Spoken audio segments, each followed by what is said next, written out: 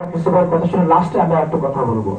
প্রিয় ভাইরা, এক নম্বর কথা হচ্ছে, আমরা 27 বছর নাঙ্গলকোট লালমাই সদর দক্ষিণ এই আসনভুক্ত এলাকায় কোন নির্বাচন আমরা অংশগ্রহণ করিনি।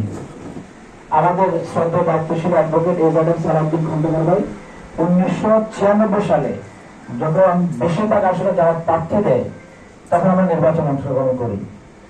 বিগত জোটবদ্ধ নির্বাচনে 2001 সালে গফুরপুর নির্বাচনের জন্য আমাদের ভাইয়েরা দিন রাত কেটে জীবন বাজি রেখে লড়াই করে ওই প্রার্থীর জন্য ভূমিকা পালন করেছিল।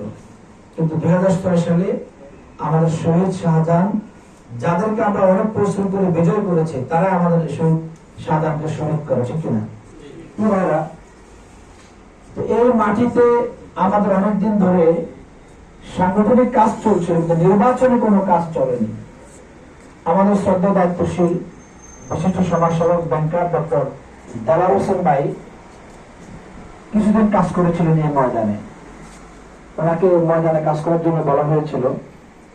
আনফরচুনেটলি কিছু বিষয়ে দৃষ্টি আকর্ষণ করে পরবর্তীতে ওনার কাজটা স্টপ হয়ে যায় সংগঠনের নির্দেশনার কারণে। সেটা 2012 সালে। আমি 2018 সালে কেন্দ্রীয় সভাপতি হই। কেন্দ্রীয় সভাপতি থাকা অবস্থায় মিডিয়াতে কিছু লেখালেখি হয়, কিন্তু তখনও কিন্তু শিবিরে থাকা অবস্থায় প্রার্থী হওয়ার সুযোগ বা রেকর্ড এখনো নাই, বিদায় হওয়ার পরে হয়। তো গত 1.5 বছর আগে এই আসন থেকে সংগঠনের সর্বস্তরের জনশক্তির আমাদের মতামত নেওয়ার ধরন হচ্ছে, যারা স্থানীয় পর্যায়ে সংগঠনের দায়িত্ব পালন করেন তাদের শুধু মতামত নেওয়া হয়। যারা যারা চট্টগ্রাম, কুমিল্লা, নোয়াখালী এদের মতামত নেওয়া হয় আমাদের সংগঠনের নিয়ম অনুযায়ী।